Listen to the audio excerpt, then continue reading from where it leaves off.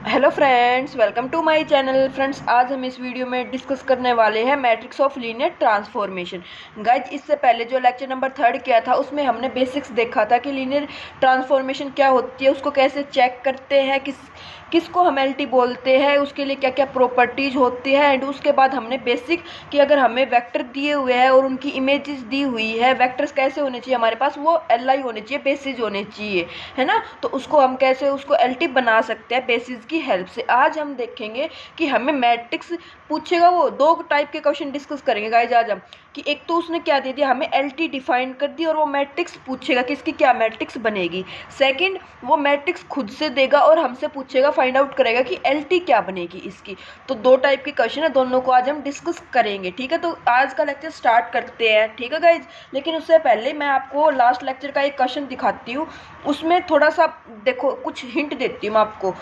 यहाँ पे क्या दिया हुआ था गाइज, यहाँ पे हमें दिया हुआ था वेक्टर दिए हुए थे, आपको याद हो तो u1 u2 u3, ओके। और उनकी इमेजेस दी हुई थी, मैंने आपको बताया था कि यहाँ पे ये वेक्टर और यहाँ पे ये क्या है, इनकी इमेजेस है ना। तो इसमें क्या पूछा था हमसे कि इसमें फाइंड आउट करो टी की लीनियर ट्रांसफॉर्मेशन क्या होगी। तो देखो, हमने इनको एक्सप्रेस किया था लीनियर कॉम्बिनेशन में, उसके बाद कांस्टेंट जो हमारे स्केलर आए थे एबीसी, उनकी वैल्यू फाइंड आउट की थी। वैल्यू फाइंड आउट करने का वे बताया था आपको कैसे करना है, कैसे क्या, है ना। उसके बाद हमने क्या किया था, टी अप्लाई कर दिया था बोथ साइड, और उसके बाद हमारे पास एल टी ये आ गई थी। अब आपको कैसे पता चलेगा कि आपकी एल टी जो ये आई है ये एग्जैक्ट है, मतलब राइट है या नहीं है। तो आप क्या करो, हमें क्या दिए हुए, वेक्टर दिए हुए ना 1 1 -1, और इसकी इमेजेस क्या दी हुई है 1 और 0। तो आप क्या पुट करो, एक्स वाई जेड को 1 1 -1 पुट करो। कहाँ पे पुट करो, जो एल टी आपने फाइंड आउट की है इसमें पुट कर दो। तो देखो, पुट करोगे तो क्या आएगी, सबसे फर्स्ट एक को ही वेरीफाई कर लो आप, 1 1 -1 पुट करना है ना। तो 5 - 12 -8, 8 और 12, तो ये आ जाएगा गाइस 5 के यहाँ पे क्या पुट करेंगे हम, 1 पुट करेंगे, यहाँ पे 1 पुट करेंगे, यहाँ पे -1 पुट करेंगे। तो 5 + 8, क्यों, क्योंकि माइनस माइनस करके प्लस आ जाएगा, 13 - 12 यहाँ पे आ जाएगा 1, और यहाँ पे पुट करोगे तो 1 माइनस माइनस प्लस 1, 2 - 2 करके 0 आ जाएगा। तो 1 0 आ गया किसकी इमेज, 1 1 -1 की। सेम आप किसकी चेक कर सकते हो, सेकंड इमेज क्या दी हुई थी 4 1 1, तो 4 1 1 पुट करो आप लोग यहाँ पे 4 1 1। तो ये क्या क्या आ जाएगा यहाँ पे, 5 चौक 20 -12 8 8 -8, यहाँ पे आ जाएगा 0, और यहाँ पे कितना आ जाएगा 4 - 2 2 -1 1 0 1 आ जाएगा। और यहाँ पे देखो 0 1 ही इसकी क्या दी हुई है, इमेज दी हुई है। तो आप इसको ऐसे वेरीफाई भी कर सकते हो कि हमारी एलटी जो है वो ठीक आई है या नहीं आई है। अब हम इसके बाद नेक्स्ट आज का लेक्चर स्टार्ट करते हैं, जो हमारा बेसिक मतलब मेन इंपॉर्टेंट वर्क है। इसमें देखो, इसमें क्या दिया हुआ है गाइज।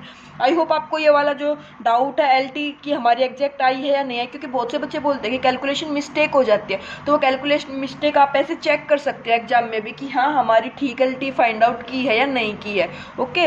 अभी देखो, find the matrix T B B dash. तो एक मैट्रिक्स इन्होंने बोला हमें फाइंड आउट करो कि क्या बी और बी डैश, विद बी और बी क्या होते हैं गाइस, यहाँ पे हमारे होते हैं बी स्टैंडर्ड बेसिस होते हैं, B and B dash standard basis होते हैं। तो बी को लिख सकते हैं 1 0 0, लेकिन यहाँ पे बी और बी डैश वो देगा हमें। अगर नहीं देता है तो हम लेते हैं स्टैंडर्ड बेसिस, अगर दिए हैं तो उनको लेकर चलेंगे। देखो इसमें क्या होता है गाइस, एक एल टी होती है जो हमारी यहाँ से पे जाते हैं यू से वी पे, उसके बाद वो एक बेसिस दे देता है, बी दे देता है यू के बेसिस, और वी के दे देता है बी डैश, और हमसे इनके विद रिस्पेक्ट टू क्या पूछता है, मैट्रिक्स पूछता है। एलटी वो खुद देगा आपकी बारे में, ठीक है ना। तो आप कैसे चेक करोगे, तो इसको स्टेप बाय स्टेप आपको समझना है। तो देखो, फर्स्ट स्टेप में क्या करेंगे गाइज, बी दे दिया, यहाँ पे बी डैश दे दिया, तो हमें क्या, आप लिखने का भी देखना, to find the matrix we shall find the images of the vector in B. अभी आगे वाले को छोड़ दो, पहले बस इतना समझ लो कि हमें क्या निकालने guys, we shall find the images of vector B.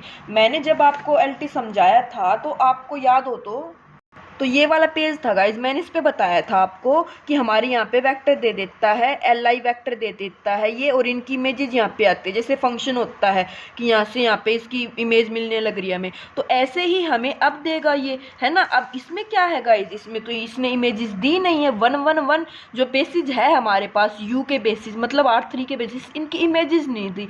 लेकिन इसने क्या डिफाइंड किया है गाइज, ध्यान देना, एल टी दे दी, तो हम एल टी से इसकी इमेजेस निकाल सकते सकते हैं।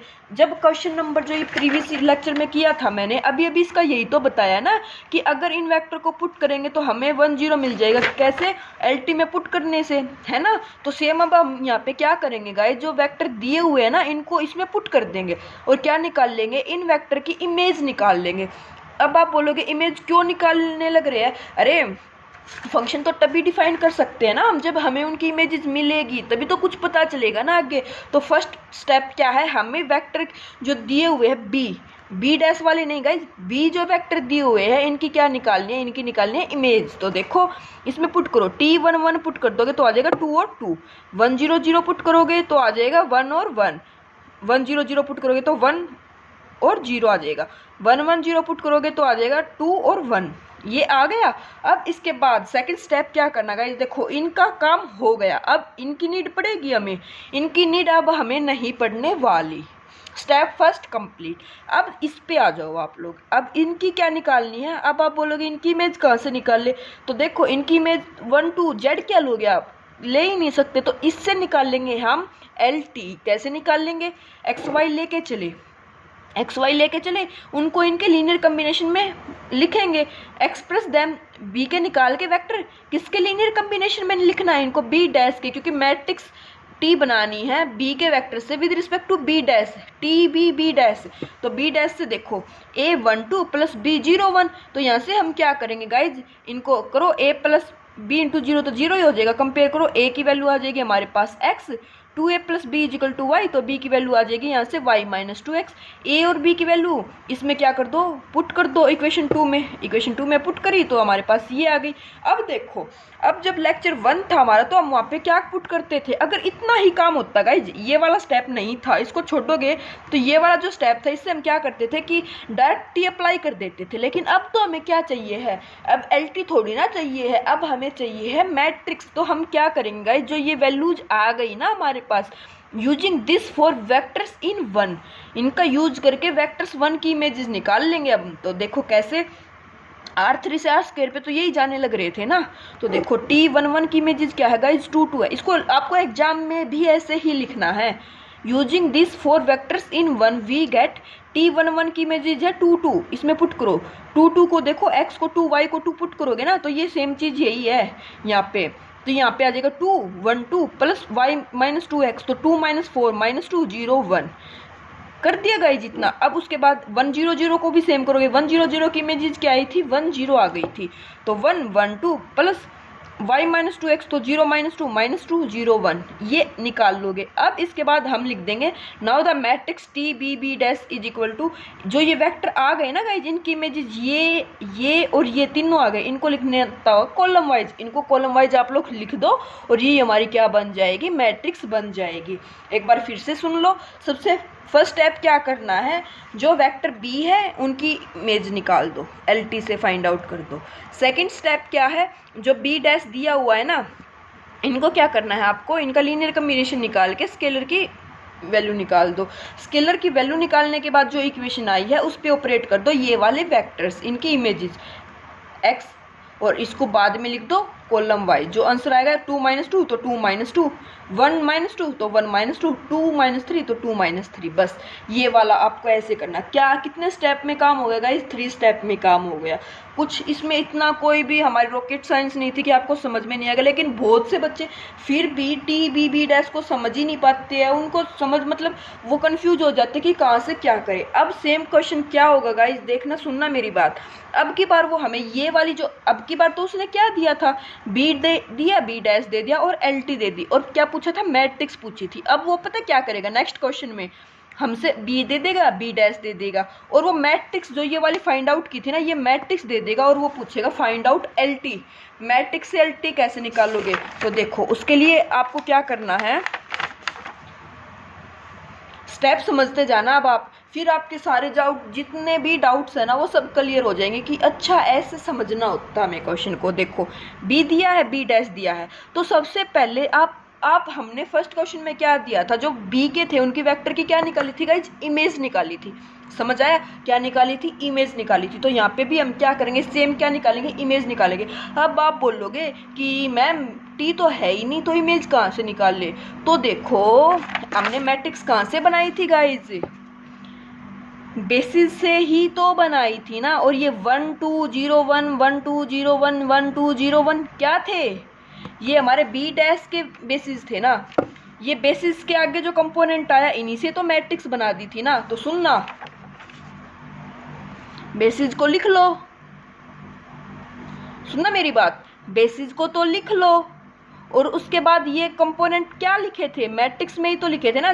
देखो अगर ये आ गए थे तो इनसे हमने मैट्रिक्स क्या बनाई थी, कॉलम वाइज लिख दिए थे।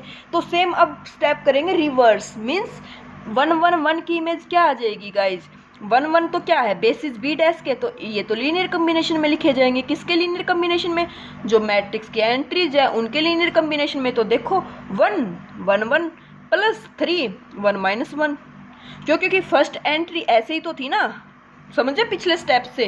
सेकंड क्या करेंगे, -1, इनके लीनियर कॉम्बिनेशन में 1 1 माइनस 1 2 1 1 1 0 1 माइनस 1। अब कर दो 1 + 3 4 आ जाएगा, 1 - 3 -2 आ जाएगा, -1 + 1 0 -1 -2 ये आ गया। टी के इमेजेस निकाल दी।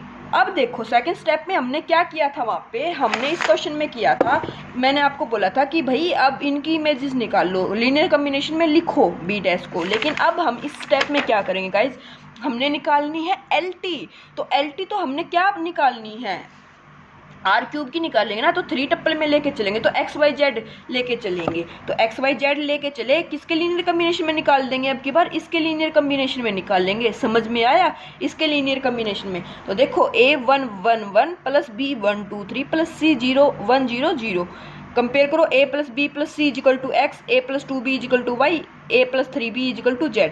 अब आपके पास चॉइस है, फर्स्ट लेक्चर में आपको बताया था कि या तो इसको A ऑगमेंटेड B बना के कर लेना, इमेज निकाल लेना, या फिर इक्वेशन से सोल्व कर लो। तो यहाँ पे मुझे इक्वेशन से सोल्व करना इजी लगने लग रहा था, क्यों, क्योंकि 2 ही वेक्टर थे, तो इसमें से सब्ट्रैक्ट करेंगे तो B की वैल्यू आ जाएगी, B की वैल्यू पुट करो तो A की वैल्यू आ जाएगी, A B की वैल्यू 1 में पुट कर दो तो C की वैल्यू आ जाएगी। ये A B C की वैल्यू आई है, इनको इसमें क्या कर दो, पुट कर दो, पुट करो और टी ऑपरेट कर दो। तो देखो TXYZ = AT11 plus BT123 CT100, ए की वैल्यू पुट कर दी, T11 की इमेज क्या निकाली थी 4 - 2, इसको पुट कर दो, सिंपली बी की वैल्यू पुट कर दी, टी की इमेज पुट कर दो, और यहाँ से ये क्या बन गई, हमारे पास रिक्वायर्ड LT बन गई।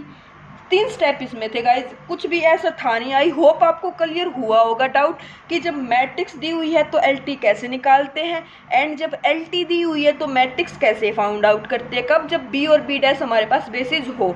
अब आप बोलोगे बी और बी डैश हमेशा मेंशन करेगा, वो गाइज जरूरी नहीं है, यहाँ पे वो दोनों को स्टैंडर्ड बेसिस भी दे सकता है, या फिर बी डैश अगर नहीं दिया है तो जो बी वाले ही वेक्टर, जब दोनों बी और बी डैश इक्वल होते हैं ना, तो वो कभी भी ये नहीं देता कि बी डैश को भी सेम, नहीं, वो एक बोल देता बी। तो इस मैट्रिक्स को जो अब तक बी बी डैश लिखने लग रहे थे ना, तो तब हम लिख देते टी बी बी, और इसको लिख देते फिर टी और बी, तो इसका मतलब सेम ही होता है, बी बी डैश लिख लो। कब, जब बी और बी डैश इक्वल है ना, तो मतलब दोनों के बेसिस सेम है, तो बी बी लिखोगे या फिर एक बार बी लिख लो, बात एक ही होती है। तो कंफ्यूज मत हो ना, कभी वो नोटेशन ऐसे दे दे एग्जाम में कि टी बी बताओ, कब, जब दोनों इक्वल होंगे, बेसिस हमारे इक्वल का मतलब है जो एंट्रीज यहाँ पे है वो यहाँ पे होगी, ठीक है ना। तो आई होप आपको ये क्लियर हुआ होगा। देखो अब जैसे फर्स्ट क्वेश्चन था ना, इसी की हम क्या करते हैं गाइज, सेम मैट्रिक्स दे दी, अब की बार हमें ये एल टी नहीं दी हुई है, ठीक है ना, इस एल टी को आप कैंसिल आउट कर दो, बी और बी डैश दे दिया, तो हमें एल टी पता नहीं है, रिवर्स करने लग रहे। सेकंड क्वेश्चन तो अलग था, लेकिन इसी क्वेश्चन की पहले तो हमने क्या बनाई थी, फर्स्ट क्वेश्चन की मैट्रिक्स बनाई थी ना, अब मैट्रिक्स से वापस एलटी पे आते हैं। तो एलटी बनाओ, देखो सेम क्वेश्चन की, क्योंकि मैं वेरीफाई कराने लग रही हूँ गाइज आपको।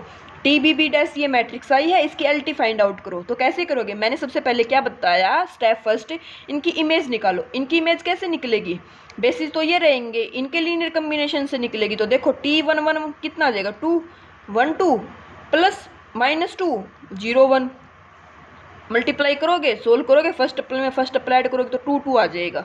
सेम 1 0 0 की निकाल लो तो 1 1 2 -2 0 1, सोल्व करोगे 1 -2 इंटू 0 0 तो 1 और 0 आ जाएगा। क्यों? क्योंकि 2 प्लस यहाँ से आएगा, -2 यहाँ से आएगा, 0 आ जाएगा। फिर यहाँ से इसकी अब फिर स्टेप सेकंड क्या बताया था, एक्स वाई जेड लेके चलेंगे। क्यों? क्योंकि आर क्यूब से जाने लग रहे थे तो जितने वेक्टर का जो यू होता है वही लेके चलेंगे। तो देखो एक्स वाई जेड लेके चले, एक्स वाई जेड को लीनियर कम्बिनेशन में लिखेंगे, इनके लीनियर कम्बिनेशन में। तो देखो A1 1 B1 0 0 C1 1 0 ABC 3 equation आ गई। यहाँ से इनकी वैल्यू निकाल दो, ABC की वैल्यू निकाल दो, टी ऑपरेट कर दो।